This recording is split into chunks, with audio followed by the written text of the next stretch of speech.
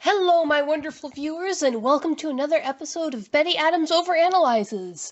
Today I want to talk about how beautiful the Mandalorian is. No, I don't mean either Pedro Pascal himself, though he is, hands down, a gorgeous man, nor am I talking about how shiny all that Beskar armor is. But yes, so shiny. Let's talk instead about the opening seconds of episode 7.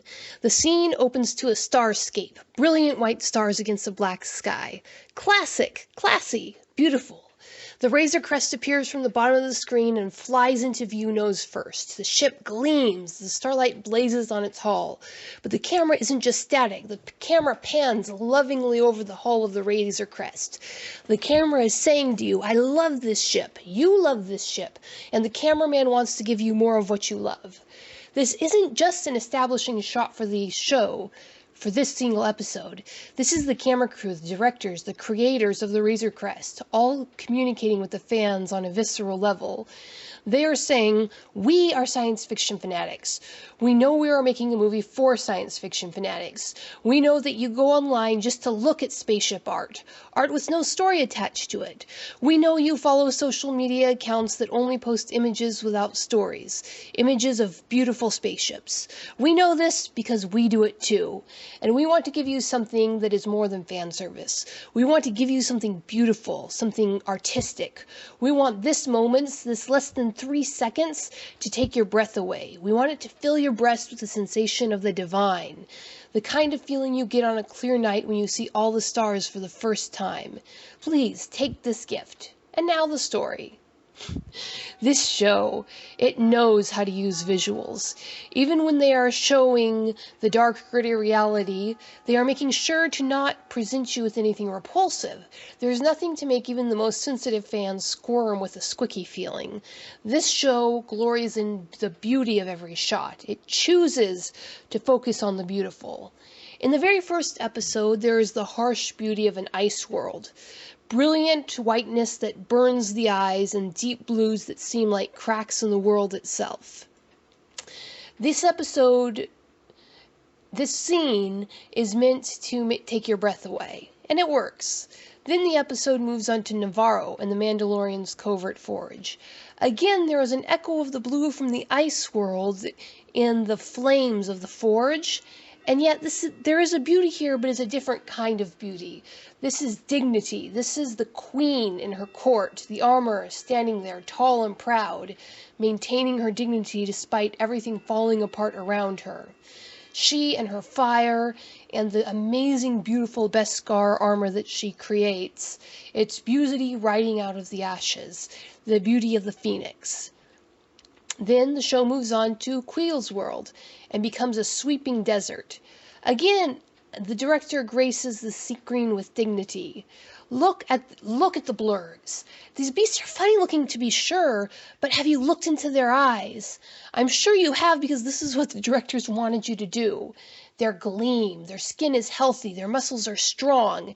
As strange as the blurgs are, they are not ugly, especially once you get used to them, to their strangeness.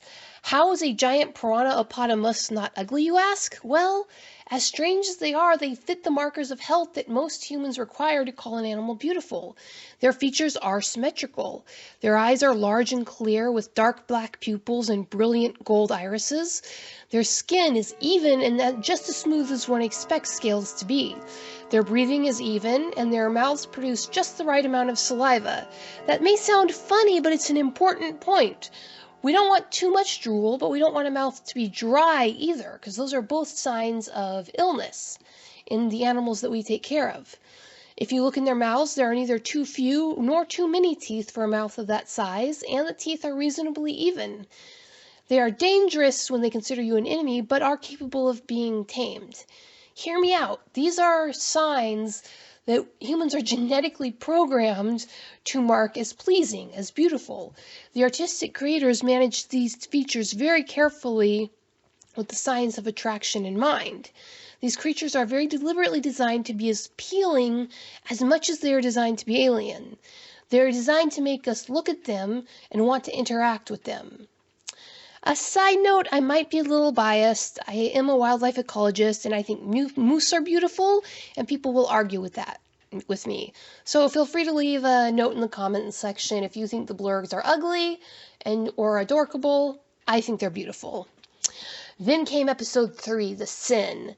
There are the dark and violent scenes, but look at the design of something as simple as the weapon, the whistling birds. These are gracefully pointed darts tipped with blue light. Elegant, simple. They are designed to be classy and beautiful. When they are used, they fly about in a show of spark. This scene is beautiful in the same way that fireworks are. The directors are taking advantage of that part of our brain that makes us stare into the flying sparks of a fire or gaze up at the sky. The same is true of the final combat scene.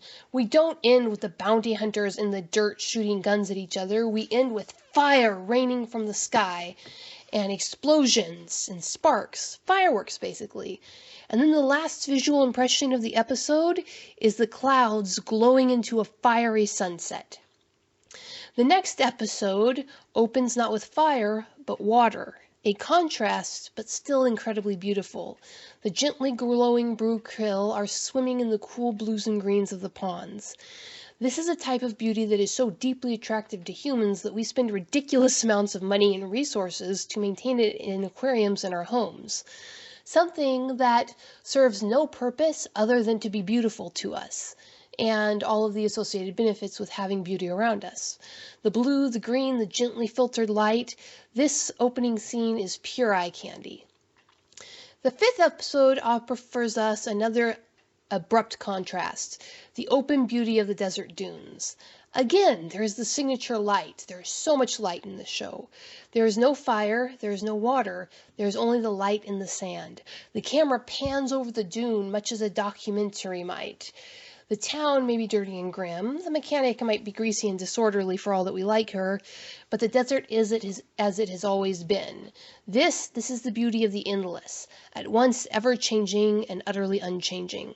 The episode plays it up, using the actors as props to show the wideness, the farness, the amazing display of light that you can only see in a desert sunrise. That cool scene with the race on the speeder bikes, look at how the cameras pan around them. Yeah, your eyes might be focused in on the race, but your brain is drinking in that clear desert air. The 6th episode is probably the most grimy all around. However, there is the cold, sterile beauty of a well-tended ship.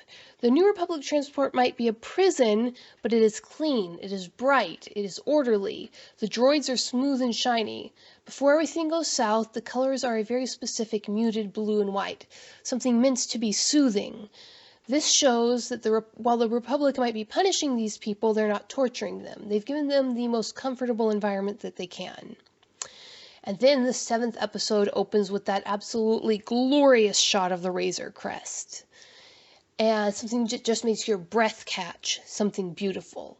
And I think that is what the creators are going for overall. They are willing to show that not everything is right in this world, that things are falling apart even as they are being stitched back together. But they are not dwelling on the ugly. They are tapping into that deep instinct for the beautiful to bind our emotions to this show. They want to inspire awe and wonder in the audience. I might throw around the term spaghetti western about this show. It certainly uses those tropes enough in the story. But in my opinion, this is true science fiction. This is a show that is constantly whispering in your ear. There is something wonderful out there, just beyond the next hill, just beyond the next dune. Just outside of the atmosphere, there is something amazing, something beautiful. Don't you want to go out and see it? And I do. I want to call up SpaceX and submit my resume. They should be needing an ecology researcher any time now, right? The show is using the beauty, the wonder of the natural world. It is using our love of beautiful ships and the wanderlust it inspires to make us want to reach out, to have adventures. And that itself is beautiful to me. So, what do you think, my viewers? Is this just my own geeky soul reading too much into the shiny new show? Or did you feel it too? Did you feel the call of the unknown? Did you want to jump on the next SpaceX flight and just head out? Feel free to leave a comment below tearing my analysis apart, or just a like if you like the shiny new show as much as I do. Peace out, my friends, and Merry Christmas. I hope you're safe and warm with your loved ones, or just chilling if you don't celebrate the holidays. Please enjoy the winter weather if you have it, and enjoy the summer weather if you have that.